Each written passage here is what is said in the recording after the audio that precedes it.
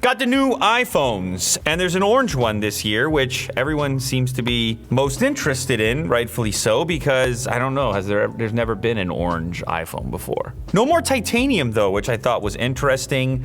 It looks like, based on the model that I got a long time ago, like this pretty much happened exactly as we had imagined it would happen, and people were skeptical back when I showed this one off. Not exactly two-tone here, but you do have this glass panel, which is a bit of a departure from the typical scenario where you would have your singular backplate that people were used to. The other interesting thing here is it got fatter. So they got rid of the titanium, they did the aluminum unibody. And I can't say I care too much about that, especially since they also launched this.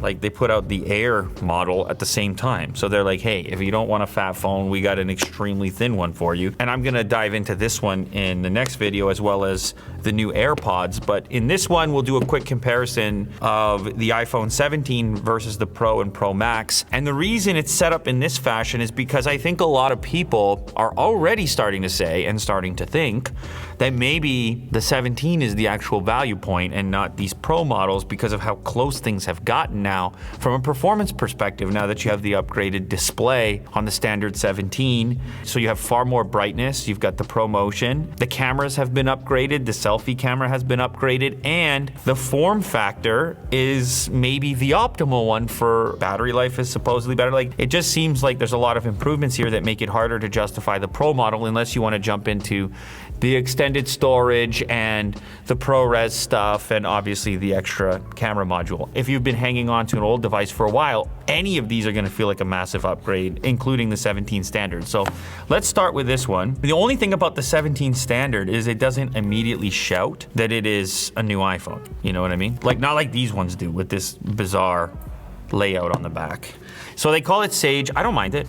That's another color I feel like I miss a little bit, but actually the green that I missed was that midnight green. They just got away from that immediately. So yeah, form factor wise, look at this. This is comfortable. It is lightweight, obviously. Can you spot the difference? Like, this is a little taller. Like, the screen got a little bit larger, right? So in the box, all you're gonna get is the braided USB-C cable. Is this even paperwork? Yes, they give you one little piece of paperwork. You no longer need a physical SIM card. And I still wish you had the SIM tray. It just makes it a little more convenient when you're switching phones extremely frequently. Will wants to do a little wobble test. We are steady wobbling on this guy. Another interesting note, there's no more Plus version. So if you wanted the bigger but cheaper phone, that's not a thing anymore. Maybe that's a way in which Apple is hoping to market the Pro Max, big phone, big price tag. I really believe this 17 is gonna be the seller, especially in this economy. But there's gonna be some cost sensitivity, and these things are, I mean, that price gets ratcheted up. That one's booted up, let's put it down. Now let's get to this orange one, the one that everybody is using in the thumbnail and the one that everyone is talking about. Color's interesting because it always signals a new model. Then if you're someone like me, you put a case on it, like you're gonna put a later case like this, and then how much of the color, what is the significance of the color? Not that significant. We even make these in a few different colors. It is nice to have a new color palette in case you decide to go caseless. Actually, you know what? I guess you do see some spots like this. And by the way, if you want to pick up a later case, you can order that right now for any of these models. 17, Pro, Pro Max, the Air, we've got them all over here. Especially for the Air, where you're going to want to maintain the thinnest profile possible. There's no other material that's going to achieve that for you other than this Kevlar right here. And speaking of Kevlar, we also launched a new cable. This thing is incredibly robust. Look at that. That's crazy. So anyway, this thing delivers a ton of wattage. It can be bent about 1 billion times, and it can also transmit video, 4K, 60 hertz. Anyway, yeah, check this out on the site as well. I'll have it linked down below. It's, you know what? It is very portable feeling for me. Like, I was using the Pro Max most recently. Obviously, that thing is a bit of a tank. So when you pick this one up, it's far more comfortable in one hand, but I'm just reflecting on that in this moment because I don't handle the standard model all that often outside of the initial unboxing, and who knows, maybe this time around, maybe this is the device I'll gravitate towards. Maybe I want maximum portability, I don't know, or maybe I'll just use the orange one because it's orange. And it is very orange. That's why we brought the orange. You see, it's orange, double orange. This is technically not an orange. What is this, a clementine? But anyway, you get the idea. So yeah, so look at that. It is a two-tone. It's more two-tone than it looks on the box, actually. It's more pale than the actual Clementine. I would say it's relatively pleasing. It does feel more like a slug though, like there's more to that. It's a more substantial feeling. And the Pro Max is probably gonna be even more so. Apparently it's a little heavier than the previous version. Battery life is supposed to be improved significantly. Like they're claiming 30 plus hours of video playback, which is all that Apple really gives you. It's very smooth and maybe slippery, not gonna lie. It's cool to the touch. It's aluminum unibody and apparently it's the first. Now obviously Pro Max, we're having the triple camera setup, we're getting the telephoto. So that's another big component if you're trying to weigh the difference between the two. Maybe you shoot a lot of video and photo and you just have to have the telephoto. Well then you're back to the Pro or Pro Max price tag, whereas you're getting the ultra wide on the standard model. Maybe it does feel a little bit thicker. Here's the old model, titanium. And I have to admit, I'm a little upset that titanium didn't last. Anything titanium, I love titanium, but that's all right. This is what they do. Apple's gotta have a new model all the time. The other thing that's interesting is you have this slab now, this extruded section here, but it isn't completely flush, so you don't alleviate the wobble. I mean, you have less wobble. But if they would have built up this material right to the edge of the camera bezel, you could have had no wobble, but maybe it would have looked even more ugly. I don't know. So nonetheless, looking around the device, obviously, we have our camera control, our power, our volume, and our action button is there. And you know, that's another thing to mention. It sort of fits with the watch because the Ultra Watch has all the orange components to it, so kind of fits in a little bit. And they also have their new ceramic shield on the displays, which is supposed to give you an improvement when it comes to scratch resistance. Okay, now let's get into the big boy here. That's a big boy right there. Look at that. That is a tank. Yeah, I mean, it's subtle. I mean, it basically feels the same. But if you're buying a Pro model, you're prioritizing battery life, camera performance, you're willing to put up with something that's a little bit thicker. This is a nice color. The orange is called Cosmic Orange, by the way, because I didn't say the official color, and this is called Deep Blue, which yes, that's exactly what it is, and they're not using the word midnight anymore. So the other color, Silver, we don't have the official model, but this was the early one, and it kind of ends up looking like that anyways. I think this color will look good with once the later case is installed, actually.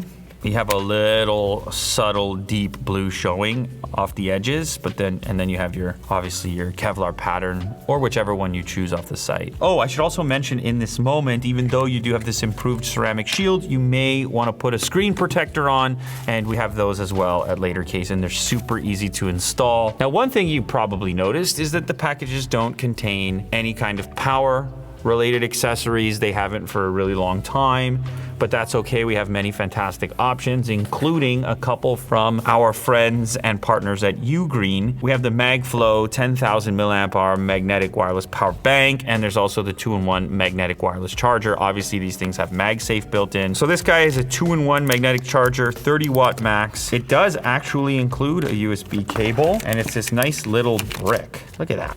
Sweet. USB in, magnetic charging, slap it on. Lovely. Portrait, landscape, a little cutout for your AirPods, and another USB. So you can charge up your watch as well. Compact, and you can travel with that one. But if you want a built-in battery as well, well, that's where this comes in, 10,000 milliamp hour. Magnetic attachment, 25 watt, Qi2 certified. Of course, this will work with any device, not just the new iPhone. And I like the fact that this one has the built-in cable, so you don't need to remember to bring a cable. So in this case, the braided cable becomes the strap with which you can hold the device. But then they've gone ahead and included another USB cable as well. And what's cool in this case is you can actually still use your device while you're charging wirelessly, just like that.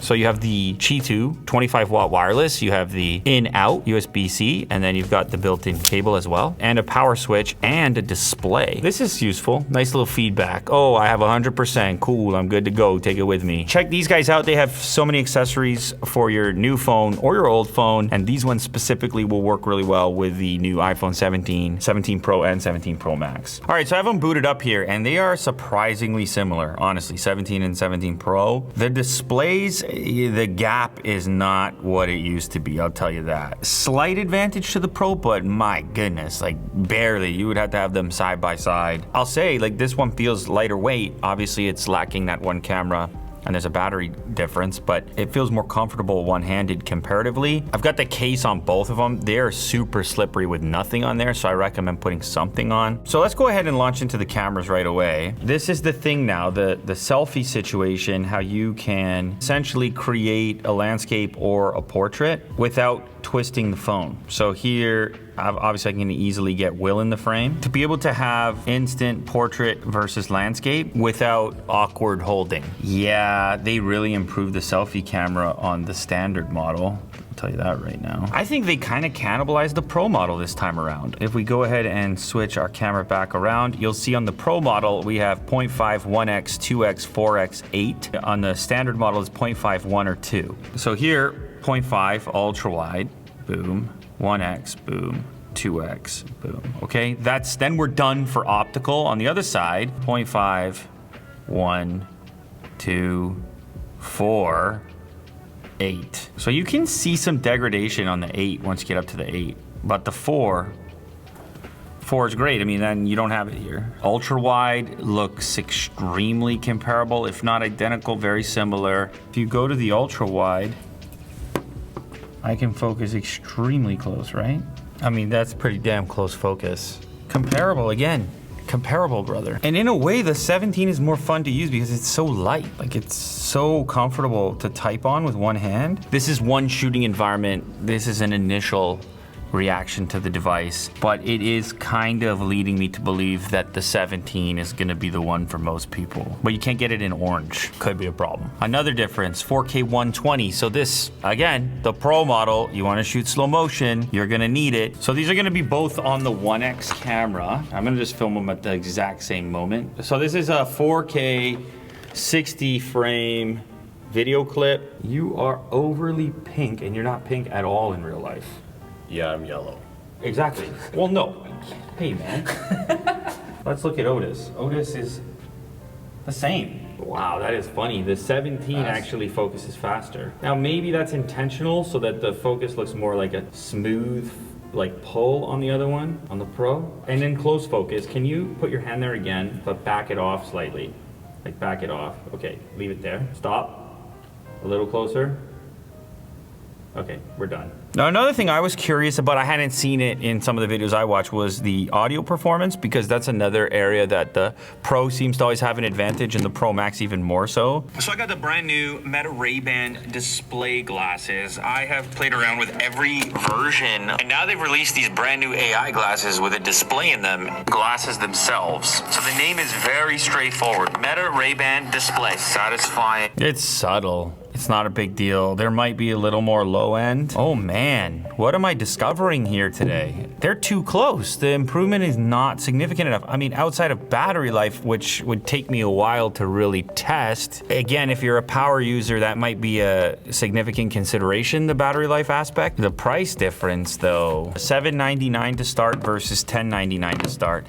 And imagine how many of these you could buy if you just get the standard 17. I mean, that would be my take. This is all very preliminary, but goodness gracious, they're just more close than they've ever been before. Obviously the chip is slightly different. Even the battery life, actually, now that I'm looking at Apple's spec, 33 hours versus 30, it's not that significant. Center stage front camera, the front camera's great on both of them. The rear camera's absolutely great on both of them. I don't need to shoot that much slow motion. The optical zoom is not there. I can live with that. Faster file transfer on the Pro variant, which again, you need to be shooting like that ProRes stuff. So you have much bigger file sizes, and then you start to take advantage. Obviously, you have bigger storage options in the first place. They both charge at 25 watts over wireless. Man, oh man. I guess I've probably said this in the past, depending on the generation. If you're not gonna use ProRes and those extra camera features, then just get the standard model. That's kind of the way I look at it. Even the battery life thing is not significant enough. Obviously, if you step all the way up to the Pro Max variant, then the battery gets another pretty massive boost, where they say video playback goes up to 39 hours. So that's kind of substantial at that point, but 30 versus 33, the thing's lightweight and comfortable in the pocket. The camera looks amazing, better than it's ever looked. The selfie camera looks better than it's ever looked. The display basically looks like the Pro display, and it's $300 cheaper to start. So this is a very preliminary thing, but I feel like that's where I'm at. I've got more videos coming up on this Apple stuff. I'm really curious to check out the new AirPods. I have them here. I have the iPhone official battery, which is most likely going to be used with this, the iPhone Air, which should be the weakest battery of the bunch. This is also just an interesting move for Apple. This will be my next video, the iPhone Air, so make sure to subscribe to check that one out. And also, if you're looking for a case for any of these new devices, and primarily the Air, I think you should be looking at these later cases. They keep your phone really slim, but they make it a little easier to hold, so not so slippery. And don't forget our friends at Ugreen who are making all kinds of cool chargers and accessories for these iPhones and other devices, including this one, which this would look good beside your bed as well. Just a little dock, charge multiple devices and still travel, so it's not too big. Or how about this guy, 10,000 milliamp hours a pack like that with a screen on it, built-in cable so you never lose it. So check them out as well, and I'll see you on the iPhone Air video coming up next.